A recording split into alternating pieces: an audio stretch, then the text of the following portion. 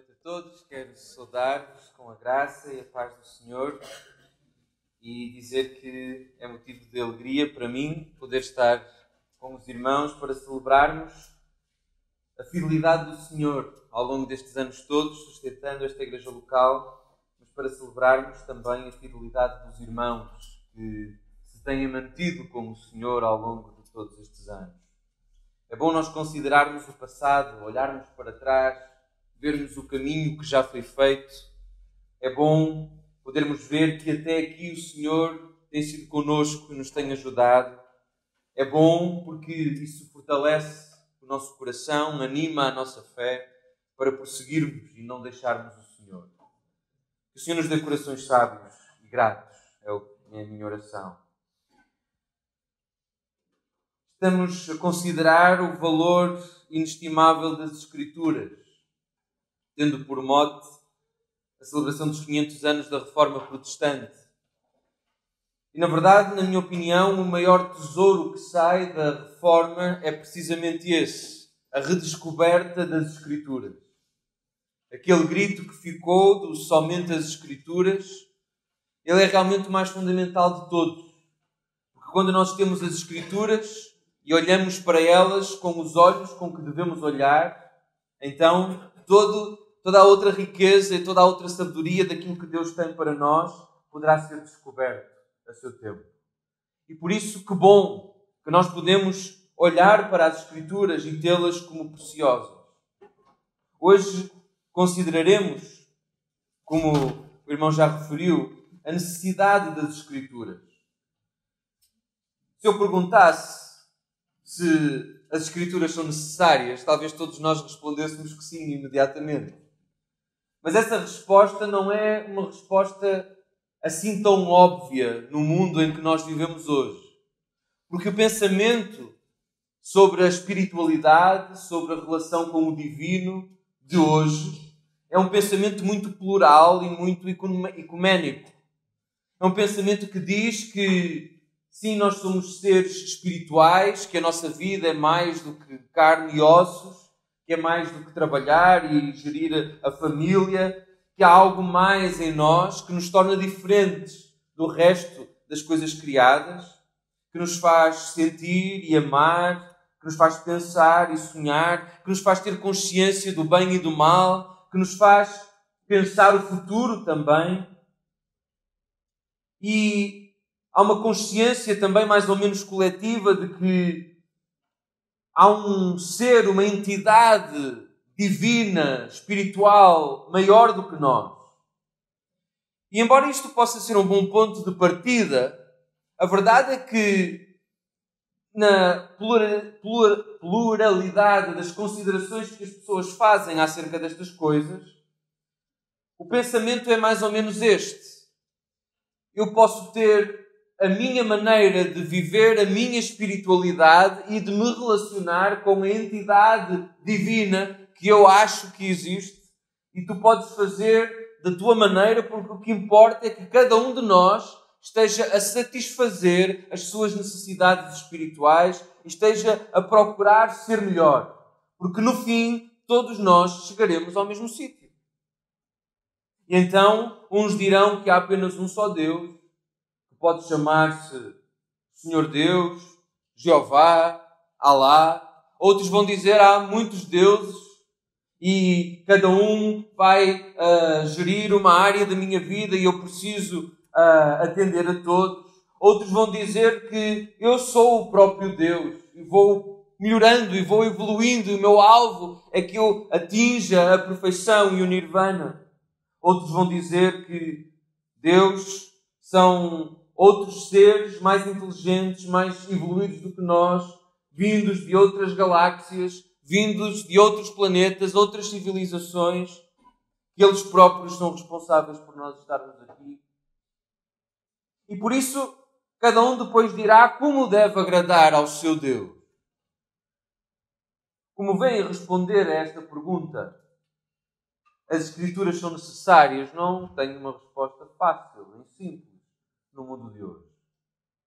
A maior parte das pessoas dirá: não são necessárias, porque eu posso buscar a Deus à minha maneira. Dirão, aquilo que está escrito era para outros tempos, para outra cultura, para outra maneira de pensar, e portanto não são necessários.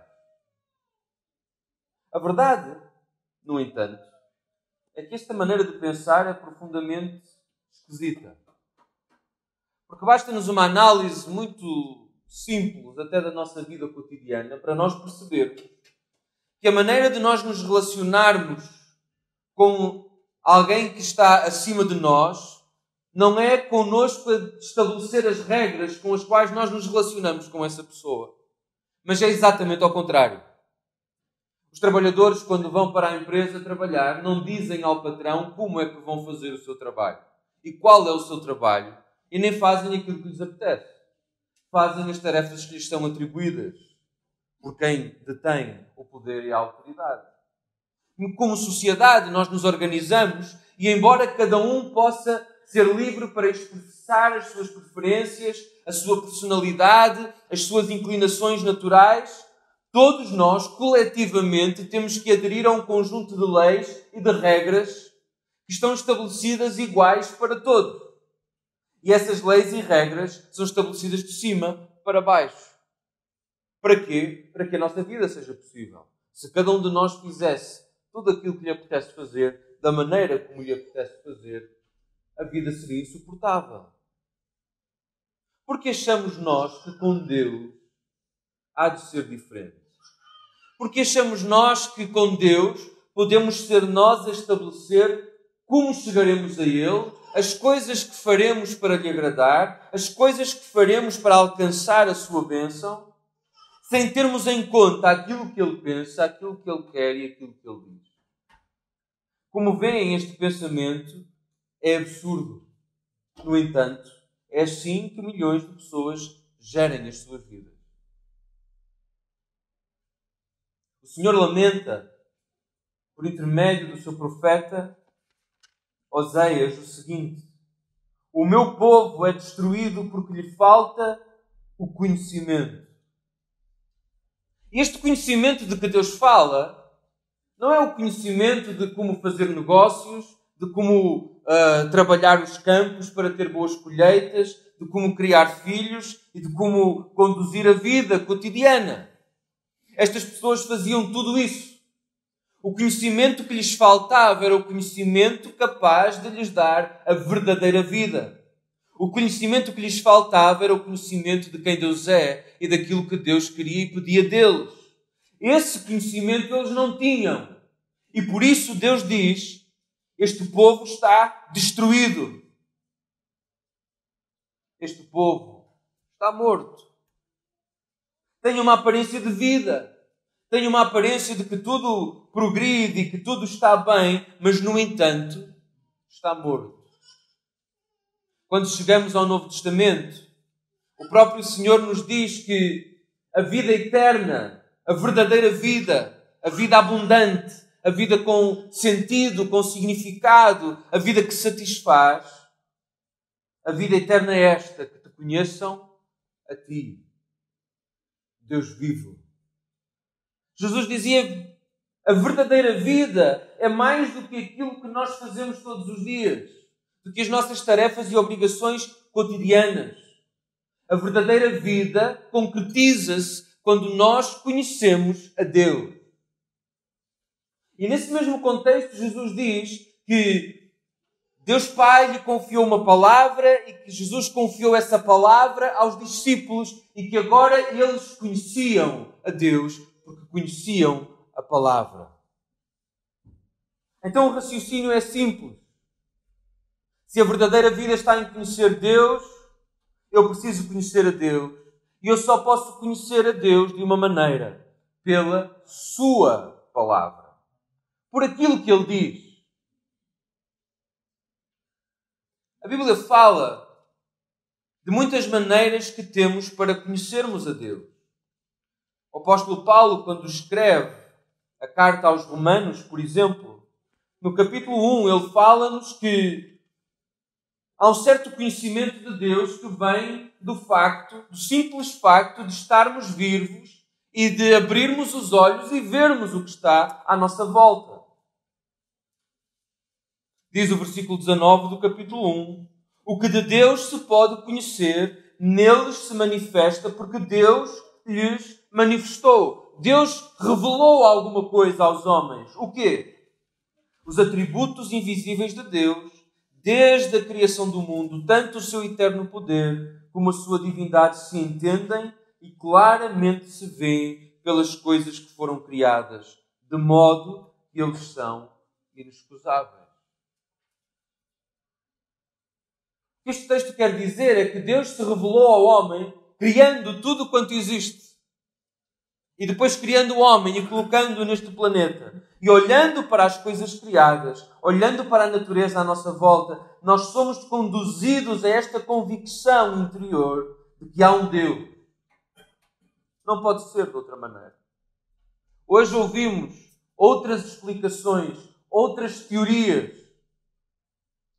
Mas a verdade que marca o coração do homem é exatamente essa. E nós podemos ir a qualquer cultura à face da terra, a qualquer povo, de qualquer língua, e todos eles terão a noção de que existe um Deus a quem é preciso servir. Isto só pode ser explicado porque Deus realmente se revelou nas coisas que estão criadas. É por isso que diz o final do versículo 20 que nós não temos desculpa diante de Deus para lhe dizer: eu não sabia que tu eras real, eu não sabia que tu existias. Não, sabemos que há um Deus, sabemos que Ele tem muito poder, sabemos que Ele está acima de nós, sabemos que Ele criou todas as coisas. Podemos saber que Ele é um Deus bom, perfeito, porque aquilo que está criado é bom e perfeito. E enquanto que este conhecimento deve atrair-nos para Deus, Ele não nos equipa totalmente para o conhecermos. Olhar para as árvores não me diz nada acerca da santidade perfeita de Deus. Olhar para um pôr do sol não me diz como Ele ama a verdade. Não me diz como Ele é justo. Não me diz que Ele castiga como um justo juiz aqueles que violam os seus mandamentos. Observar a natureza não me fala acerca da minha condição de pecador para com Deus. Nem me diz acerca do Redentor maravilhoso que há ao meu alcance para que eu possa reconciliar-me com Ele. Embora haja um certo nível de conhecimento que todos podem ter, a menos que Deus se revele de outra maneira, mais concreta, nós nunca o conheceremos. A menos que Deus fale para mostrar quem é, para mostrar qual é o seu caráter, para mostrar qual é o seu propósito. A menos que Ele diga o que espera de nós. A menos que Ele nos mostre qual a nossa condição e necessidade. Nós nunca poderemos chegar a Ele. E é por isso que a resposta àquela outra pergunta, se as Escrituras são necessárias ou não, só pode ser respondida com um sim. Porque quando nós falamos acerca das Escrituras, nós falamos acerca desta revelação concreta da parte de Deus, mostrando quem é, o que quer, quem somos e o que podemos esperar dele. É nas Escrituras que nós temos esse conhecimento.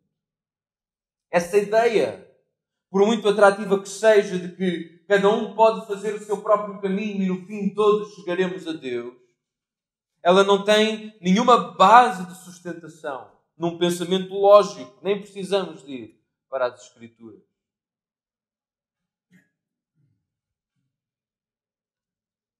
Quando Jesus falava com aquela mulher samaritana, dizia-lhe que Deus busca adoradores.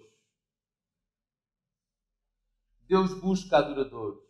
Deus busca homens e mulheres que o busquem a Ele e que desejem viver para Ele e que desejem honrá-lo, que desejem adorá-lo. Verdadeiros adoradores que o adorem em espírito e em verdade. Mas não é possível para mim adorar a Deus em verdade se eu não sei quem Ele é. Eu não posso adorá-lo em verdade se eu não sei quais são as coisas das quais Ele se agrada e quais são as coisas das quais Ele se desagrada. Eu não posso adorá-lo em verdade sem saber o que Ele espera de mim. Como eu posso chegar-me a Ele? E por isso, para que eu cumpra este convite de Deus, eu preciso que Deus se revele a mim de uma maneira particular, concreta, clara, acerca de quem Ele é e do que Ele quer de mim.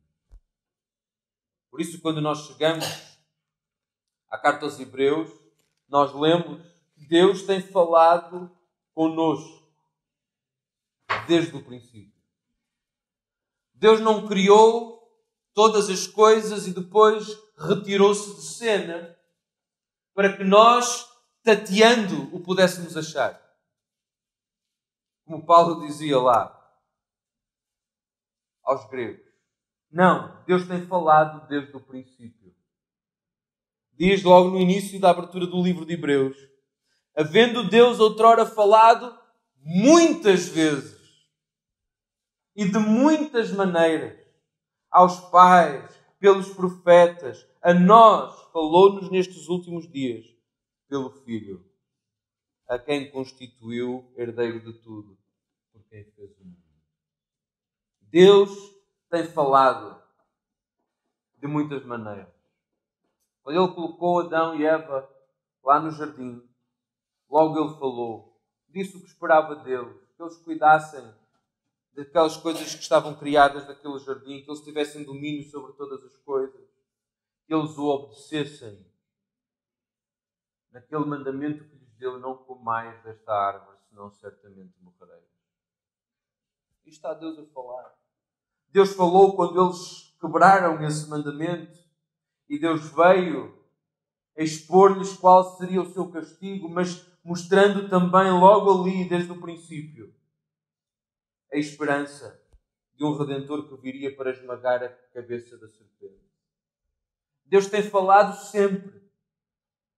Mas como diz o texto, nestes últimos dias, Ele tem-nos falado da maneira mais clara de todas, porque Ele nos tem falado pelo Seu Filho.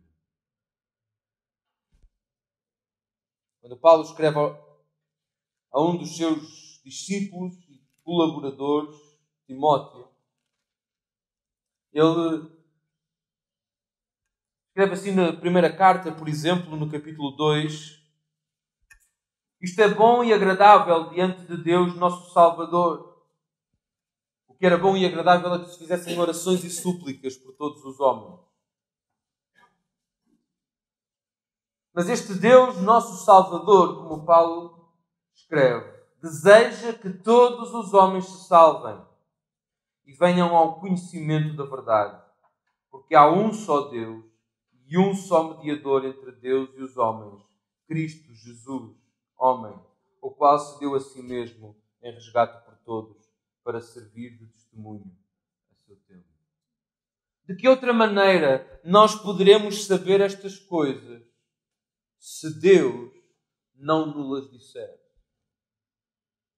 Onde nós poderemos saber que há um Deus, só um? Onde poderemos saber que há um mediador, só um?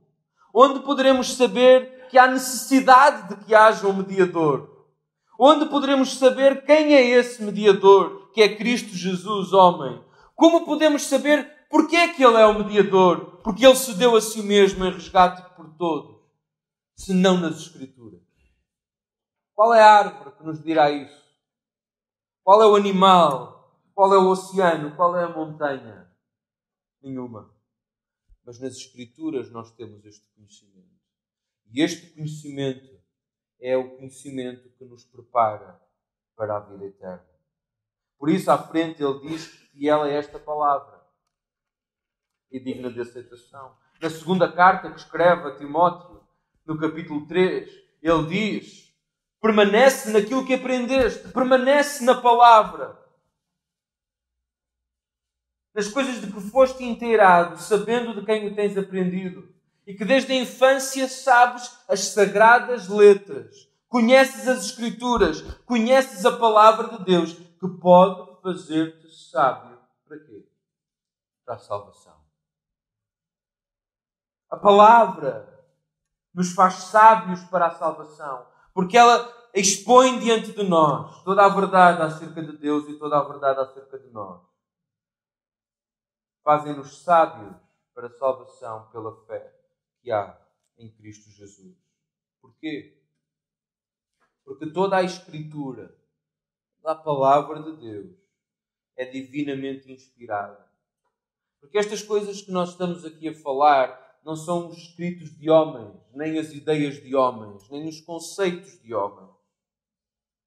Mas é aquilo que Deus quis que nós soubéssemos.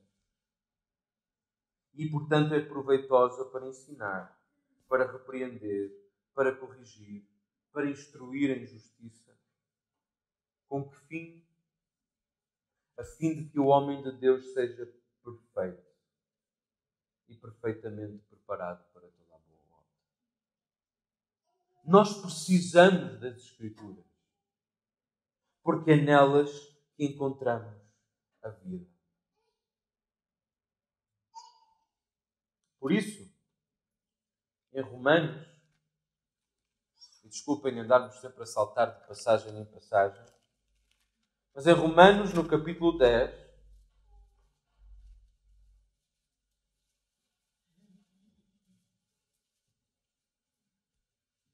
nós lemos o seguinte: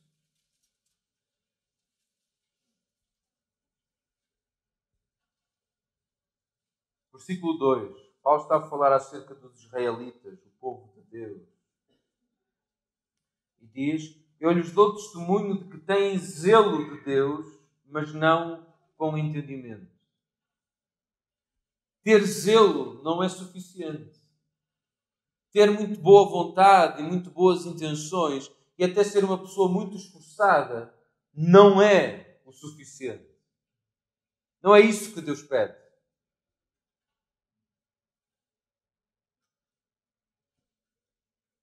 Aquilo que acontece quando nós temos este zelo fora do conhecimento de Deus, revelado na Sua palavra, é o que está descrito no versículo 3. Eles não conheceram a justiça de Deus e procuraram estabelecer a sua própria justiça. É cair no erro de que falávamos no princípio, de que eu vou estabelecer as regras com as quais eu vou relacionar-me com Deus. Mas não é assim que funciona com Deus. Mas quando nós abraçamos a palavra, esta palavra, como diz o versículo 8, que está junto de nós, a palavra da fé, e como diz o versículo 9, se com a nossa boca confessarmos a Jesus como Senhor e em teu coração creres que Deus o ressuscitou dentre os mortos, serás salvo. E este conhecimento vem pelas Escrituras.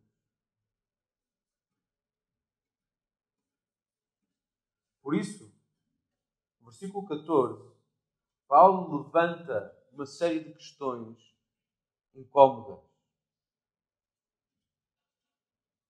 Se o zelo não é suficiente se não for acompanhado de entendimento da palavra.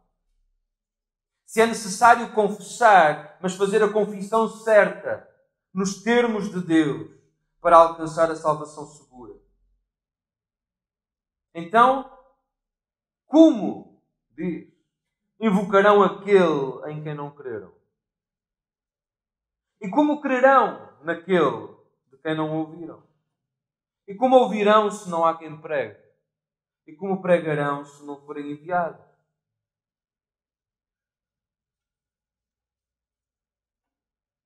versículo 17. De sorte que a fé vem pelo ouvir, e o ouvir pela palavra de Deus.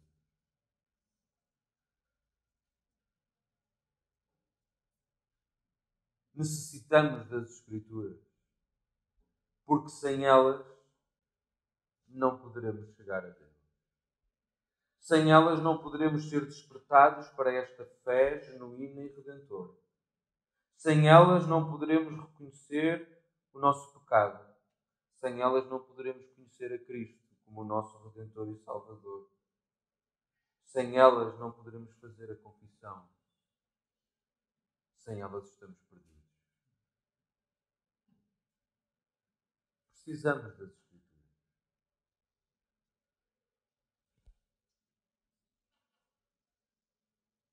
Quando Jesus falava com alguns dos que o criticavam, os sacerdotes, os escribas, os fariseus, na altura, encontramos em João 5,39, Jesus dizia-lhes: examinais as Escrituras, porque pensais ter nelas a vida eterna. E eles estavam certos. Era o lugar certo para procurar. Eram as Escrituras. Mas mesmo assim eles não conseguiam ver a verdade. Em Mateus capítulo 22, Jesus diz-lhes: errais não conhecendo as Escrituras. Contradição, não é? Num dia Jesus diz-lhes que eles examinavam as Escrituras e eram zelosos no exame porque cuidavam de ter nelas a vida eterna. No outro dia Jesus diz-lhes que eles erravam porque não conheciam. Examinavam, mas não conheciam.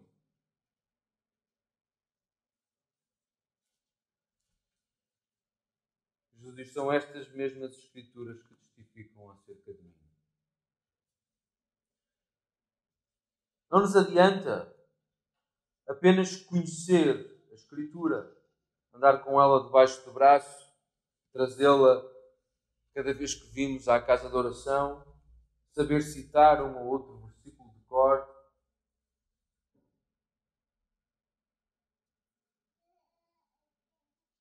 Se nós não conhecemos as Escrituras, no sentido não de um conhecimento académico, de um acumular de informação, mas conhecer no sentido em que somos transformados por ela. Como o salmista dizia: como é que o jovem purificará o seu caminho? Observando segundo a palavra. Lâmpada para os meus pés, a tua palavra, luz para o meu caminho. Se nós não deixamos que estas Escrituras transformem a nossa mente, o nosso coração, que elas moldem a maneira como nós pensamos acerca de Deus, acerca de nós, acerca da verdade, acerca da justiça, acerca daquilo que é bom e mau, certo e errado. Se nós não deixarmos que estas Escrituras moldem a nossa vontade e as coisas que buscamos, nós podemos saber muitas coisas sobre elas, mas não as conhecemos.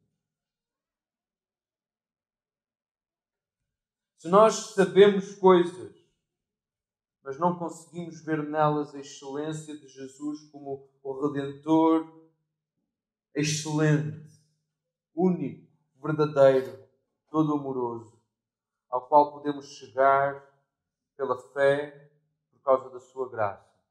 Se não vemos nele toda a nossa esperança e toda a suficiência, então não conhecemos nada. Nós precisamos das Escrituras. Mas deixem-me dizer-vos, agora numa aplicação prática para nós, que é bom nós estarmos a falar destas coisas e dizer: sim, a Escritura é muito importante, é muito necessária. Sim, é nelas que eu descubro estas coisas todas, acerca de Deus e acerca da salvação. Mas esta descoberta e esta transformação não acontece por acaso. Não é porque eu ponho lá a minha Bíblia na minha mesinha de cabeceira que depois, durante a noite, enquanto eu estou a dormir, aquilo passa para dentro da minha cabeça. Se é isto que queremos, se quando afirmamos que a nossa única regra de fé e de conduta é a Escritura, se afirmamos que temos necessidade dela para sabermos quem Deus é e como chegar a Deus e como viver de um modo que lhe agrade, se confessamos isso e se somos honestos na nossa confissão, então segue que devemos aplicar-nos ao estudo destas Escrituras. Que devemos meditar nelas de dia e de noite. Que não devemos deixar que esta palavra se aparte de nós. Que não fuja da nossa boca. Que não fuja do nosso coração. Que não fuja da nossa mente. Segue que não devemos retalhar a palavra e dizer isto sim e aquilo não. Que não devemos torcer as Escrituras para acomodar à nossa realidade, mas que devemos ser nós a torcer-nos e a conformar-nos àquilo que Deus pede.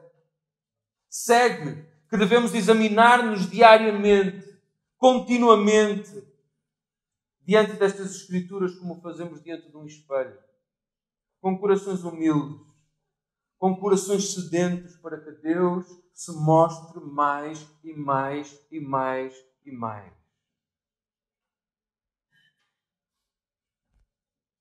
Porque senão, talvez um dia possamos ouvir da parte do Senhor: examinaste as Escrituras porque sabias que era nelas que estavam a verdade, mas erraste e não conheces nada. E que dia trágico seria esse?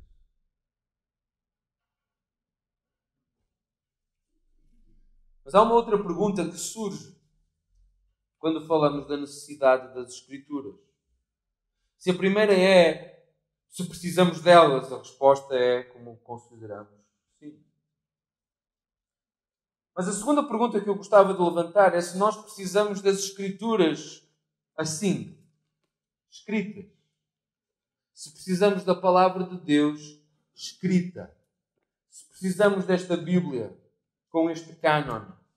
Se precisamos de preservar isto desta maneira.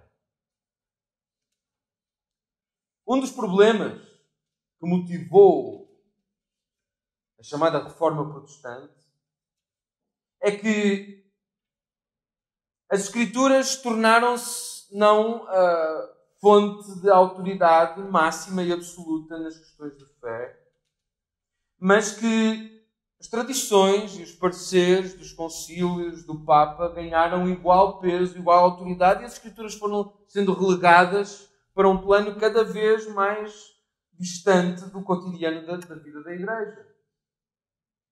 A tal ponto que as pessoas já nem conheciam a palavra. Não tinham acesso a ela, não a liam, não sabiam compreender o que lá estava. E aquilo que valia era aquilo que o Papa e outros homens diziam que era.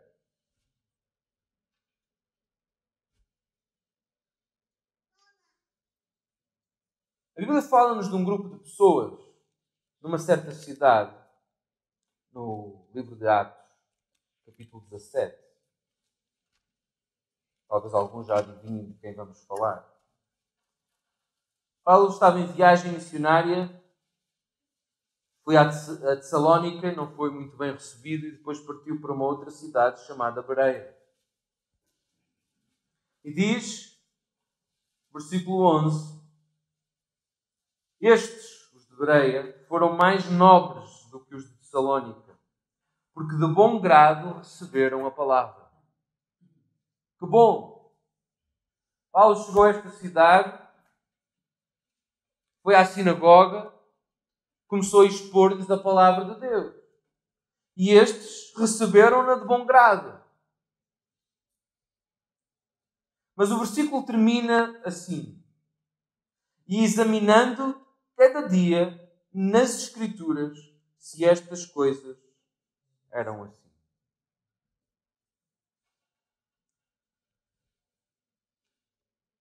A nossa mente, o nosso coração, sobretudo, porque é um coração que tende a fugir do Senhor e a fugir da sua vontade, sempre encontrará maneiras de se afastar da palavra. Porque a palavra incomoda. A palavra mexe connosco, aponta-nos os nossos defeitos, as coisas que precisamos mudar. E fazer este exercício diariamente, de contínuo, não é um exercício fácil. Não é? Porque isso mexe com o nosso orgulho, com a imagem que temos de nós próprios. E por isso a nossa tendência será sempre nós nos desviarmos da palavra. Nos afastarmos dela. Guardarmos no coração apenas vagas noções disto e daquilo. Que de tão vagas que são, permitem que nós vivamos conforme nos parece bem, em vez de nos conformarmos à vontade de Deus. O povo tem um dizer acertado que quem conta um conto acrescenta um ponto. No dia desta semana, a minha Inês estava a ler um livro de banda desenhada do Rato Mickey e a história era mais ou menos esta. A Minnie foi à casa da Margarida e pediu-lhe um favor. E a Margarida disse-lhe, sim senhor, eu vou fazer, posso ajudar. Mas quando a Minnie foi embora, a Margarida percebeu que não ia realmente conseguir ajudar a Minnie na sua tarefa, porque também tinha muitas coisas para fazer. E então foi falar com o Pateta e pediu, olha, podes-me ajudar a fazer isto que a Minnie me pediu. E o Pateta disse, sim senhor. Mas depois o Pateta também percebeu que afinal estava muito ocupado e foi bater à porta do Pato Donald a pedir se podia ajudar. Já perceberam onde é que vai dar a história. Quando finalmente a Minnie foi pedir aquilo que tinha solicitado no princípio, aquilo que recebeu não tinha nada a ver com aquilo que ela pediu. Há muitas lições a tirar desta história. Uma delas é que quem conta um conto acrescenta um ponto. Outra é que nós devemos ser sinceros e honestos e às vezes dizer não é a melhor resposta. Quando assumimos um voto, devemos cumpri-lo, assim nos ensina as Escrituras. Sabem, é fácil nós nos desviarmos. Se nós pensarmos, por exemplo, nos relatos históricos mais antigos que temos sobre a criação, sobre o dilúvio, ficaremos surpreendidos por ver que não é só a Bíblia que fala de um evento da criação e que não é só a Bíblia que fala do dilúvio.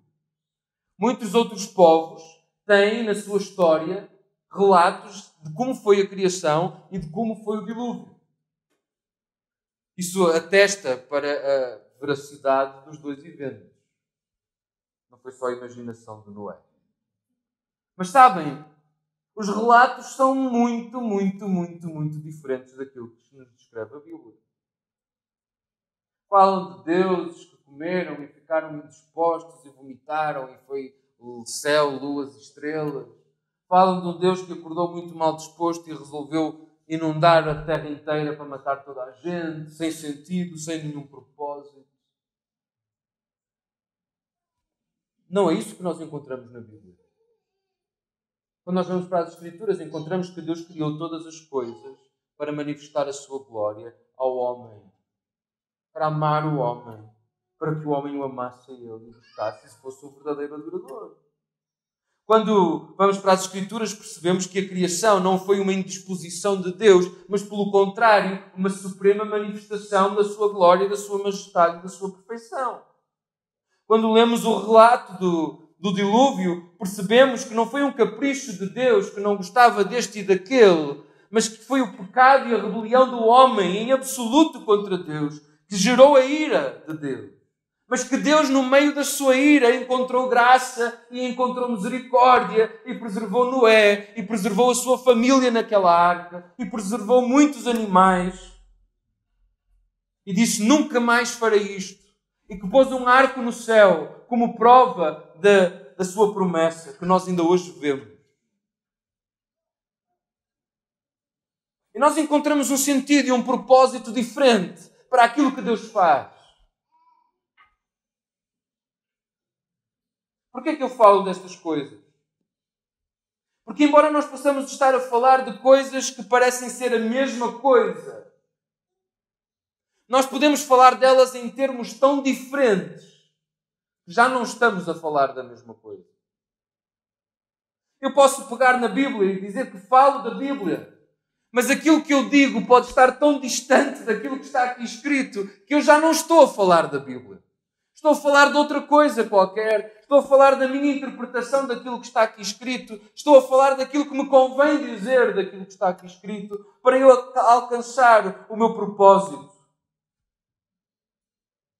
E se nós não tivermos as Escrituras assim como as temos, como poderíamos nós corrigir o nosso caminho? Se a palavra de Deus não estivesse escrita, como poderia eu saber que o conhecimento que o meu pai me passou era exatamente aquilo que o avô lhe tinha dito? E como é que o meu filho, e o meu neto e o meu bisneto saberiam que aquilo que estavam a receber naquele momento era exatamente aquilo que tinha sido dito antes? Estaríamos perdidos. Sabem, a reforma foi possível porque um homem encontrou as Escrituras escritas em papel e tinta e leu-as. E leu exatamente aquilo que estes fariseus leram, dizendo que encontravam nelas a vida eterna. E leram exatamente aquilo que os profetas escreveram. E leram exatamente aquilo que Deus foi dizendo ao longo das gerações. E lendo, e comparando, e avaliando, ele descobriu o erro. E ele encontrou a verdade. Então sim, quando nós falamos das Escrituras, também importa dizermos que defendemos estas Escrituras. Estas. E que devemos protegê-las. Que devemos amá-las. Que devemos ser gratos a Deus por elas. O livro do Apocalipse termina, tirando a passagem um bocadinho fora do contexto, com o Senhor a dizer a João: escreve, pois estas palavras são fiéis e verdadeiras. Mas escreve. Escreve.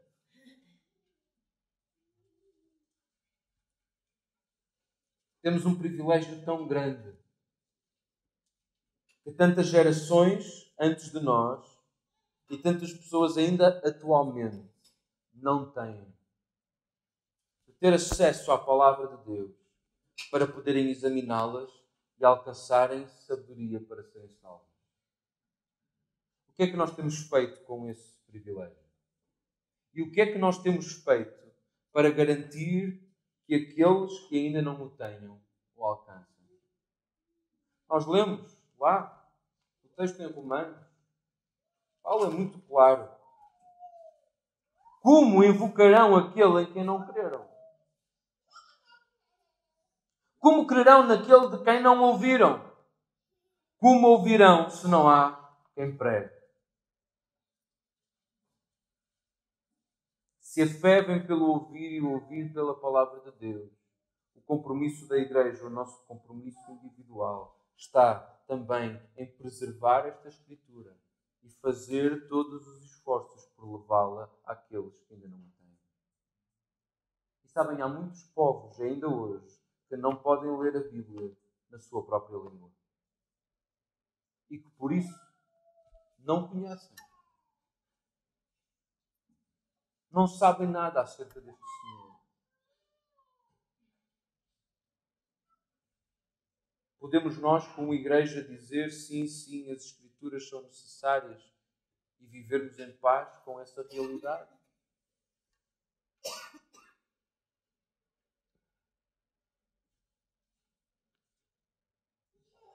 Temos o privilégio de podermos conhecer as Escrituras. Esta Escritura que não pode ser anulada. Temos o privilégio de poder ouvir esta palavra exposta neste lugar e noutros lugares como este. Temos o privilégio de podermos, como os de Bereia, chegar a nossas casas e examinar. E eu diria que é mais do que um privilégio. É um privilégio e é um dever de irmos e de examinarmos. Ver se está tudo de acordo com as Escrituras. para nos mantermos no caminho estreito. Que o nosso coração seja um coração grato para com Deus. Porque, tal como está escrito aqui no capítulo 10, se com a tua boca confessares a Jesus como Senhor e em teu coração creres que Deus o ressuscitou dentre os mortos, serás salvo. Pois com o coração se crê para a justiça e com a boca se faz confissão para a salvação. Como diz a Escritura, todo aquele que nele crer não será confundido. Glória ao Senhor.